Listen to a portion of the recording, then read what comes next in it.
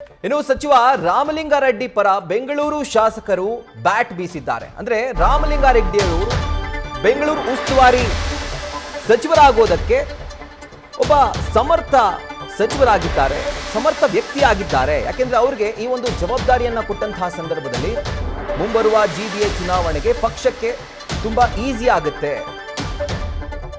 ಅವರ ಅವಶ್ಯಕತೆ ಮುಂಬರುವ ಜಿಬಿಎ ಎಲೆಕ್ಷನ್ ಅಲ್ಲಿ ತುಂಬಾ ಇದೆ ಪಕ್ಷಕ್ಕೆ. ಹೀಗಾಗಿ ಅವ್ರಿಗೆ ಬೆಂಗಳೂರು ಅಭಿವೃದ್ಧಿ ಖಾತೆಯನ್ನ ಕೊಡಬೇಕು ಅನ್ನುವಂಥ ಮಾತನ್ನು ಕೂಡ ಬೆಂಗಳೂರು ಶಾಸಕರು ಆಡ್ತಾ ಇದ್ದಾರೆ. ರಾಮಲಿಂಗಾರೆಡ್ಡಿ ಪರ ಬೆಂಗಳೂರು ಶಾಸಕರು ನಿಂತ್ಕೊಂಡು ಅವರ ಪರವಾಗಿ ಬ್ಯಾಟ್ ಮಾಡ್ತಿದ್ದಾರೆ. ಅವರ ದೊಡ್ಡ ಅನುಭವ ಇದೆ, ಅಪಾರ ಅನುಭವ, ಅದನ್ನ ಪಕ್ಷ ಬಳಸ್ಕೊಳ್ಬಹುದು.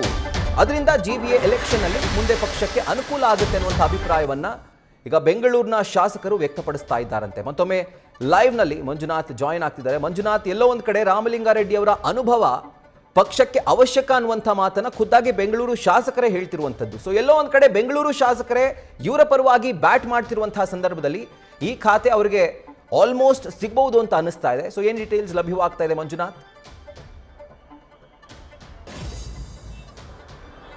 ರಾಹುಲ್, ಏನು ಬೆಂಗಳೂರು ಶಾಸಕರಿಗೆ ಒಂದು ಟೆನ್ಷನ್ ಇರುವಂಥದ್ದು ಮುಂಬರುವ ಏನು ಜಿಬಿಎ ಚುನಾವಣೆ ಆಗಸ್ಟ್ 31 ನಡೆಸಬೇಕು ಅಂತ ಹೇಳಿ ಈಗಾಗಲೇ ಸುಪ್ರೀಂ ಕೋರ್ಟ್ ಆದೇಶ ಮಾಡಿದೆ. ಹಾಗಾಗಿ ಇದಕ್ಕೆ ಸೂಕ್ತವಾದಂಥ ಒಂದು ಜವಾಬ್ದಾರಿ, ಉಸ್ತುವಾರಿಯನ್ನು ಕೊಡಬೇಕು ಅನ್ನೋದು ಬೆಂಗಳೂರಿನ ಶಾಸಕರ ಒಂದು ಒತ್ತಾಯ ಆಗಿರುವಂಥದ್ದು.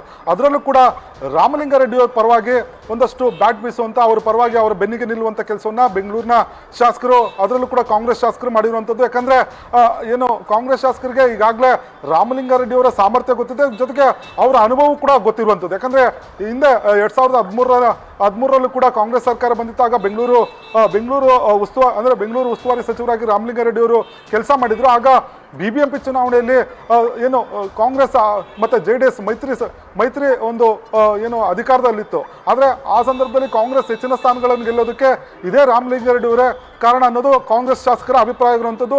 ಜೊತೆಗೆ ಬೆಂಗಳೂರಿನ ಪ್ರತಿಯೊಂದು ಏರಿಯಾವು ಕೂಡ ರಾಮಲಿಂಗಾರೆಡ್ಡಿ ಅವ್ರಿಗೆ ಗೊತ್ತು. ಪ್ರತಿಯೊಂದು ವಾರ್ಡ್ನಲ್ಲಿ ಯಾವ ರೀತಿ ಸಂಘಟನೆ ಮಾಡಬೇಕು, ಜೊತೆಗೆ ಪಕ್ಷವನ್ನು ಗೆಲ್ಲಿಸಬೇಕು ಅನ್ನೋ ನಿಟ್ಟಿನಲ್ಲಿ ಅಭ್ಯರ್ಥಿಗಳು ಕೂಡ ಅವರು ಬೆಂಬಲವಾಗಿ ಇರ್ತಾರೆ. ಜೊತೆಗೆ ಅವರು ರಣತಂತ್ರವನ್ನು ಕೂಡ ರೂಪಿಸ್ತಾರೆ. ಹಾಗಾಗಿ ಅವ್ರನ್ನ ಆಯ್ಕೆ ಮಾಡೋದು ಸೂಕ್ತ ಅನ್ನೋದು ಕಾಂಗ್ರೆಸ್ ಶಾಸಕರ ಅಭಿಪ್ರಾಯ ಆಗಿರುವಂಥದ್ದು. ಜೊತೆಗೆ ಹಿಂದೆ ಗೆದ್ದಂಥ ಪಾಲಿಕೆ ಸದಸ್ಯರು ಕೂಡ ರಾಮಲಿಂಗಾರೆಡ್ಡಿ ಅವರಿಗೆ ಬೆಂಬಲವನ್ನು ಸೂಚಿಸಿದ್ದಾರೆ. ಯಾಕಂದರೆ ಅವರು ಕೂಡ ರಾಮಲಿಂಗಾರೆಡ್ಡಿ ಅವರ ಅನುಭವದಿಂದ ಬೆಂಗಳೂರಿನಲ್ಲಿ BBMP ನಾವು ಗೆದ್ದಿದ್ದೇವೆ. ಹಾಗಾಗಿ ಅವರನ್ನು ಈಗ ಬೆಂಗಳೂರು ಅಭಿವೃದ್ಧಿ ಖಾತೆ ಕೊಟ್ಟರೆ ಬೆಂಗಳೂರು ಅಭಿವೃದ್ಧಿ ಜೊತೆಗೆ ನಮ್ಮ ಒಂದು ಏನು ಮುಂದಿನ ಗುರಿ ಇದೆ ಜಿಬಿಎ ಚುನಾವಣೆ, ಜೊತೆಗೆ ವಿಧಾನಸಭಾ ಚುನಾವಣೆಯಲ್ಲೂ ಕೂಡ ಹೆಚ್ಚು ಸ್ಥಾನ ಗೆಲ್ಲೋದಕ್ಕೆ ಅವಕಾಶ ಆಗುತ್ತೆ ಅನ್ನೋ ನಿಟ್ಟಿನಲ್ಲಿ ಬೆಂಬಲವನ್ನು ಕೂಡ ಕೊಟ್ಟಿರುವಂಥದ್ದು, ಜೊತೆಗೆ ಬೆನ್ನಿಗೆ ನಿಂತಿರುವಂಥದ್ದು. ಹಾಗಾಗಿ ರಾಮಲಿಂಗಾರೆಡ್ಡಿ ಅವರಿಗೆ ಒಂದು ಕಡೆ ಏನು ತಮ್ಮ ಒಂದು ಬಿಗಿಪಟ್ಟನ್ನು ಸಡಿಸ್ತಾ ಇದ್ರು ಕೂಡ ಸಡಿಸಿಲ್ಲ. ಜೊತೆಗೆ ಈ ಕಡೆ ಒಂದು ಕಡೆ ಶಾಸಕರ ಬಲ, ಜೊತೆಗೆ ಮಾಜಿ ಪಾಲಿಕೆ ಸದಸ್ಯರ ಬಲ ಇರೋದ್ರಿಂದ ಹೈಕಮಾಂಡ್ ಮತ್ತೆ CM DK ಶಿವಕುಮಾರ್ ಅವರು ಯಾವ ರೀತಿ ನಿರ್ಧಾರವನ್ನು ತೆಗೆದುಕೊಳ್ತಾರೆ ಅನ್ನೋದನ್ನ ಕಾದು ನೋಡಬೇಕಾಗಿರುವಂಥದ್ದು.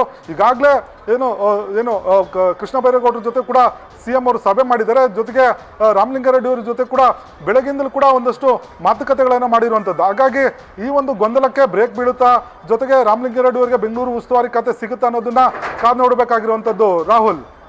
ರೈಟ್ ಮಂಜುನಾಥ್, ಥ್ಯಾಂಕ್ ಯು ಡೀಟೇಲ್ಸ್ಗೆ. ನ್ಯೂಸ್ ಫಸ್ಟ್ ನಿರ್ಭೀತಿಯಿಂದ ನಿಮ್ಮ ಪರವಾಗಿ.